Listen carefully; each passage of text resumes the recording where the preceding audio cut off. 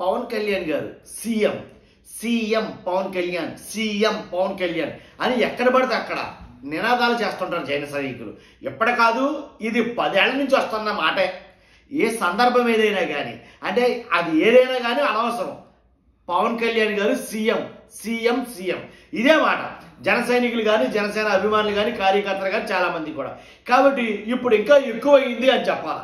ఏదైతే డిప్యూటీ సీఎంగా నారా లోకేష్ గారిని వాళ్ళు ఏదైతే అనౌన్స్ చేయాలంటున్నారో, మాకు డిప్యూటీ సీఎంగా నారా లోకేష్ గారే కావాలి అని టీడీపీ నాయకులు పట్టుబడుతున్నారో, పెద్ద పెద్ద ఎమ్మెల్యేలు అలాగే మంత్రులు అలాంటి వాళ్ళు కూడాను డిప్యూటీ సీఎం గానో లేకపోతే సీఎం గానో నారా లోకేష్ గారి గురించి మాట్లాడుతున్నప్పుడు కొంతమంది, అంటే ఒక్కలో ఇద్దరు జనసేన నేతలు, అంటే కొంచెం క్రియాశీలక కార్యకర్తలు లేదా ముఖ్య నాయకులు అని అనొచ్చు, అలాంటి వాళ్ళు కొంతమంది మాత్రం పవన్ కళ్యాణ్ గారిని సీఎం ఖచ్చితంగా మేము సీఎంగా చూడాలని, కాబట్టి మేము సీఎంగా చూడాలనేది మా చిరకాల వాంఛని ఇలా మాట్లాడటం జరుగుతుంది.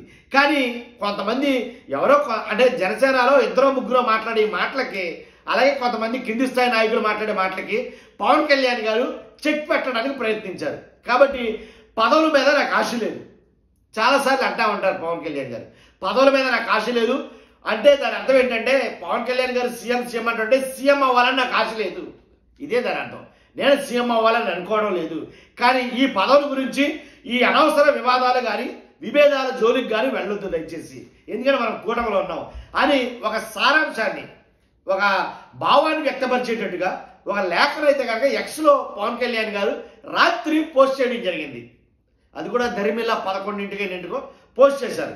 దాని అర్థం ఆయన ఏమి రాశారు ఏంటంటే కనుక, కూటమి అంతర్గత విషయాలపై మీరు ప్రతిస్పందించొద్దు, కూటమి కొన్ని అంతర్గత విషయాలు ఉంటాయి, వాటి మీద మీరు ప్రతిస్పందించొద్దు.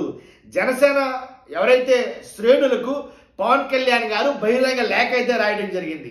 3 పార్టీల శ్రేణులకు కూటమి ఆశయాల్ని కాపాడుకోవాలని సూచన అయితే జరిగింది. జనసేన నాయకులు, వీర మహిళలు, జన సైనికులు ఎవరు అనవసరమైన విభేదాలు జోలికి వెళ్ళవద్దని ఆ పార్టీ అధినేత పవన్ కళ్యాణ్ గారు తెలియజేయడం జరిగింది. కాబట్టి ఉప ముఖ్యమంత్రి పవన్ కళ్యాణ్ గారు విజ్ఞప్తి చేశారు. కూటమిలోని 3 పార్టీల శ్రేణులు అంతర్గత బాధ్యతాయుతంగా వ్యవహరిస్తూ కూటమి ఆశయాల్ని కాపాడుకోవాలి. సామాజిక మాధ్యమాల్లో వచ్చే తప్పుడు వార్తలపై, కూటమి అంతర్గత విషయాలపై పొరపాటున ఎవరైనా స్పందించినా మరెవరూ ప్రతిస్పందించొద్దు, మీ వ్యక్తిగత అభిప్రాయాలు వెల్లడి చేయొద్దు, బహిరంగంగా చర్చించొద్దు అని పిలుపుని ఇచ్చారు. ఈ మేరకు ఆదివారం ఆయన జనసేన శ్రేణులకు బహిరంగ లేఖ ఒకటి రాశారు. పార్టీ అధికారిక ఎక్స్ ఖాతాలో దాన్ని పోస్ట్ చేశారు. ఆ లేఖ ఏంటంటే, 5 కోట్ల మంది ఆశల్ని నెరవేర్చాలనే లక్ష్యంతో 2047 నాటికి స్వచ్ఛంద్ర వికసిత్ భారత్ సాధనలో $2.5 ట్రిలియన్ ఆర్థిక వ్యవస్థగా ఎదిగే దిశగా కలిసికట్టుగా పనిచేస్తున్న సందర్భంలో ప్రతి ఒక్కరూ చెయ్యి కలిపి నడవాల్సిన అవసరం ఉంది. నేను ఏ రోజు పదవుల కోసం రాజకీయం చేయలేదు, భవిష్యత్తులోనూ పదవుల కోసం రాజకీయం చేయను. కష్టాల్లో ఉన్నవారి కన్నీరు తొడవడం, వారికి అండగా నిలబడటం, పుట్టిన నేలను అభివృద్ధి చేయాలనుకోవడం మాత్రమే నాకు తెలుసు. ఈ విషయాన్ని ప్రతి ఒక్కరూ గ్రహించి కూటమి ఔన్నత్యాన్ని అర్థం చేసుకుని ముందుకు సాగాలని విజ్ఞప్తి చేస్తున్నా. మార్చి 14న జరగనున్న జనసేన ఆవిర్భావ దినోత్సవం రోజున పార్టీ భవిష్యత్తు లక్ష్యాల గురించి సమగ్రంగా చర్చించుకుందాం. సోషల్ మీడియాలో మాట్లాడుతూ కూటమి విజయం వెనుక 2024 సార్వత్రిక ఎన్నికల్లో జనసేన తెదేపా భాజపాలతో కూడిన ఎన్డీఏ సాధించిన ఘన విజయం చారిత్రాత్మకం.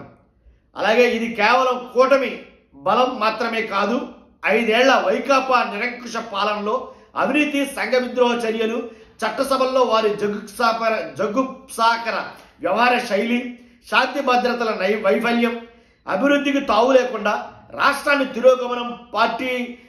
తిరోగమనం పాల్చేసి అప్పుల ఆంధ్రప్రదేశ్గా మార్చడం పట్ల ప్రజలు విసుగెత్తిన ఫలితమే ఈ విజయం. ప్రజలు సుస్థిరమైన ప్రభుత్వం, స్థిరమైన నాయకత్వాన్ని ఎన్నుకున్నారు.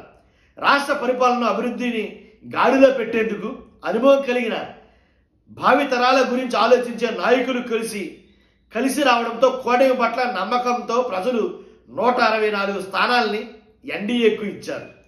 ఈ విజయం మనకి పెద్ద బాధ్యతే. ఎందుకంటే ఈ విజయాన్ని ప్రజలు మనకు ఇచ్చిన బాధ్యతగా భావించి అధికారం చేపట్టి నుంచి ప్రధాని నరేంద్ర మోదీ మార్గదర్శకత్వంలో ముఖ్యమంత్రి చంద్రబాబు నేతృత్వంలో రాష్ట్ర ప్రభుత్వం అన్ని రంగాల్లో సమగ్రాభివృద్ధి సాధించే దిశగా చిత్తశుద్ధితో పనిచేస్తుంది.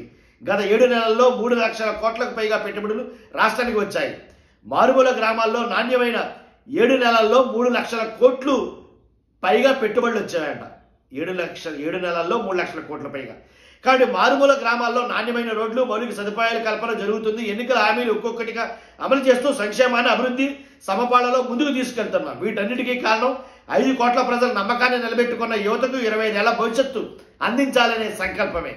కాబట్టి సోషల్ మీడియాలో జరుగుతున్న ఏదైతే దుష్ప్రచారం, నన్ను సీఎం అనేదాన్ని, నన్ను సీఎం చేయాలని, నేను సీఎం కావాలని ఏదైతే సోషల్ మీడియాలో దుష్ప్రచారం జరుగుతుందో వాటన్నిటినీ మీరు పట్టించుకోవద్దు అనేది ఈ లేఖ సారాంశం. అది నా అభిప్రాయం.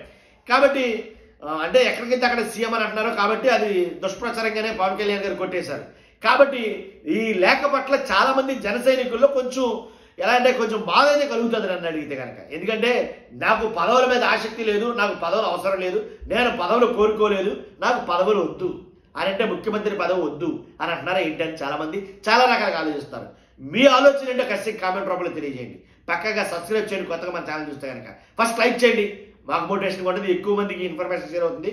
లైక్ చేయడం మీ బాధ్యత. Thank you very much.